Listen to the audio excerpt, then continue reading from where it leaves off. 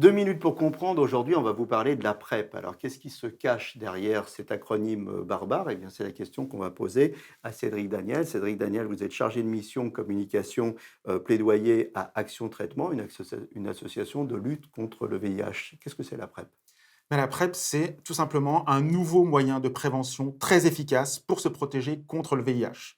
Je précise d'emblée, on ne parle là que du VIH. La PrEP ne protège pas des autres infections sexuellement transmissibles, comme les chlamydia, la gonorrhée, etc. Ça protège du VIH, qui est l'infection sexuellement transmissible la plus dangereuse, puisque c'est celle avec laquelle aujourd'hui on va vivre jusqu'à la fin de ses jours, puisqu'on n'a pas encore trouvé de traitement curatif. Et donc, se protéger grâce à la PrEP, en fait, c'est très simple, c'est prendre un traitement avant et après un rapport sexuel qui ne sera pas protégé par un préservatif, par exemple. Et en fait, c'est avoir l'assurance quasiment à 100% d'être protégé contre le VIH.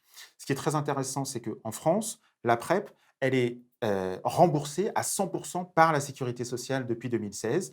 Donc pour ça, il faut en fait aller voir un médecin. Aujourd'hui, c'est encore un médecin hospitalier qui peut initier une prescription de PrEP, puisque ça suppose de faire des examens en amont.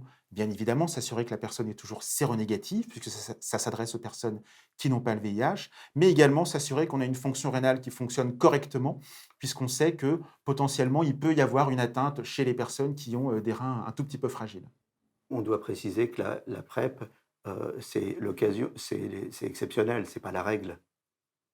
C'est ça. En fait, c'est vraiment on s'adresse à des personnes qui, on le sait en fait dans l'épidémie de VIH, il y a des personnes qui ont par moment des difficultés à utiliser le préservatif et aujourd'hui on a effectivement cette solution-là, surtout une solution qui s'adresse aussi à des populations qui sont particulièrement exposées. Je pense aux personnes qui pratiquent le travail du sexe ou aux personnes qui s'injectent, des drogues et qui n'ont pas accès à d'autres moyens de prévention. Voilà, la PrEP encore méconnue, mais il faut y penser et c'est remboursé.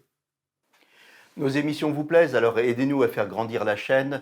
Pour parler santé au plus grand nombre, partagez, likez, abonnez-vous.